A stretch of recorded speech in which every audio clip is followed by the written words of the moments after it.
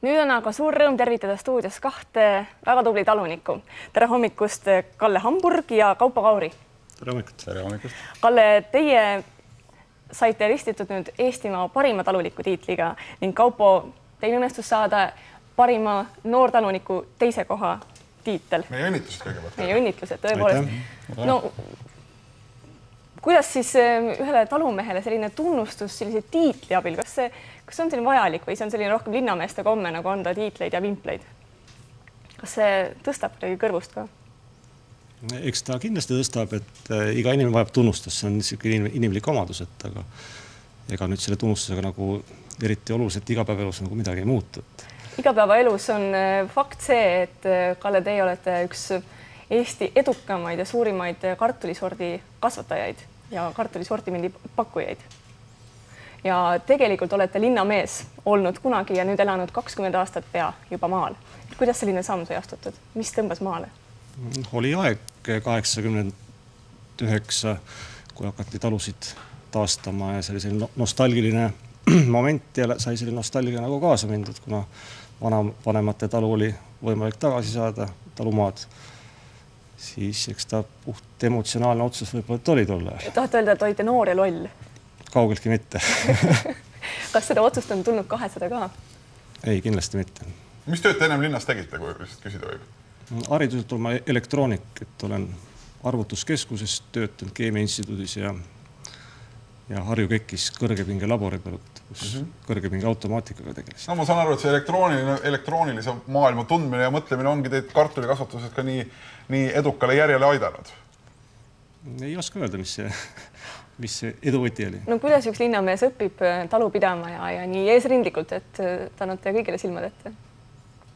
Eks see on iseõppimise tulemus, et ega põllumajanduslikku eriharidust mul ei ole. Mis tähendab, et alguses see kindlasti katse-eksides meetodi teel väga palju tehtud? No ilmselt sai ikkagi alguses väga palju nõu küsitud. Et õnneks on, et põllumajandusteadlased väga vastutulelikud inimesed ja et kunagi nad ei keeldu abist või on abi vaja. Ise otsisite teadlased üles ja küsite, kuidas tegema peaks? Just. Ja kuidas ümberkaudu põllumehed ka oma abikätt ja nõu annavad või? See on tõsine probleem, et põllumajandus nõustamine on väga nigelas situatsioonis, et ütleme, suurmajanditel ei ole probleemi, kus töötab oma erialaspetsialistid, agronomid, sootehnikud, seal on see kompetents on firmas sees olemas, aga talunike jaoks on tõsine probleem, et kuna toimiv nõuandesüsteem puudub, siis see on tuleviku jaoks võtmeküsimuseks, ma ütleks. Nii et kuna teie olete nüüd saanud nii kõrge tunnustuse, siis tegelikult olete ka see, kes peaks neid probleeme rohkem teadvustama ja võib-olla ka aitama lahendusi leida. Eks ongi, et iga tunnustusega kaasneb ka teatud kohustused, võib-olla tõesti see on ka mingisugune missioon kaasneb sellega. Kaupo, teie olete nüüd põline maamees. Juba 4. põlve peate Leppiku talu, et kui ma nüüd, Leppiku talu. Kuidas nüüd Kallet vaadates on paista ka, et on selline linnamees maal ära eksinud või? Kas teeb pahet? Vaat ei tea, pole ise linnaelu kogemust olnud, et sellepärast ei oska nagu võrrelda ka.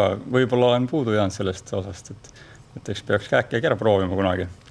Aga ma arvan, et ega siin palju vahet ju selles mõttes ei ole, ega näkku vaadates ei ütle, sellepärast võid maalt ka leida põliseid maamehi, kes on täitsa linnamehe näoga. Te olete kasvatamas piimakarja. Jah. Ja olete siis üks juba ammu tunnustatud või see tunnustus tuli väga ootamatult, et saite noor taluniku tiitli?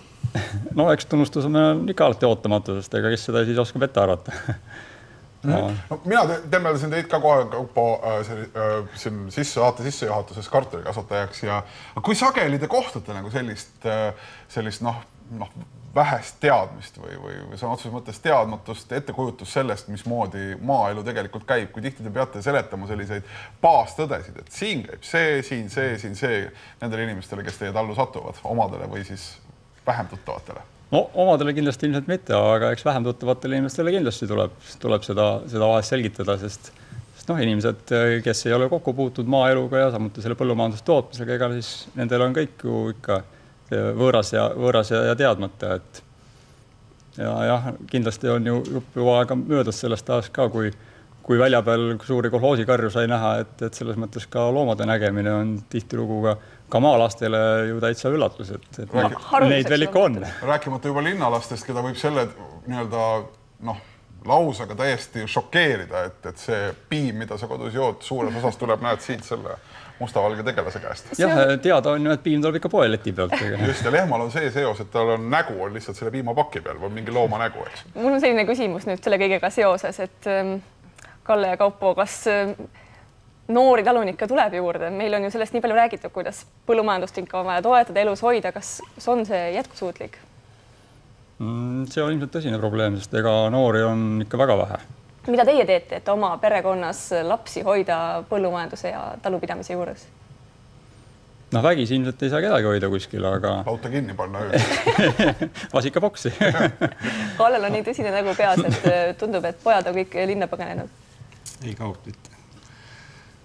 Et eks see noorte järelkasv on tõsine probleem, et ega olgem ausad, talunikud on üldse talu väljaspool seadust olev subjekt või objekt. Et talunikud ei ole 20 aastat puhkust saanud. Et nüüd talupidajate keskliidus on käivitatud asendusteenistuse projekt ja on esimesed viljad ka juba maitstud, aga kujutage ette, kui tuleks 20 aastat hommikust õhtuni lehmaal 2 korda päevas. Ja nüüd see umbes niimoodi välja näeb, ma saan aru praegu. Siiamaani ta üldiselt ongi niimoodi välja näinud. Ja ilmselt, kui te oleksite maalaps, see ei oleks teie jaoks tulevikus ilmaspääs eriti atraktiivne. Te kindlasti valiksite teise tee.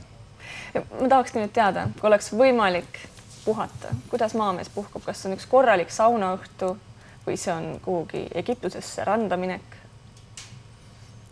Selle peale pole eriti sügavalt niimoodi mõelnud, sest sauna saab kogu aeg teha, see on õnneks olemas, see lõõgastab alati hästi, aga võib-olla, et kas sinna palmi alla pleisitama just nii väga kipuski, sellepärast ma kujutaks, et ühe päeva veel, võib-olla äärmisel 2 päeva peaks vastu, ja 3. päeva saaks hirmus igav.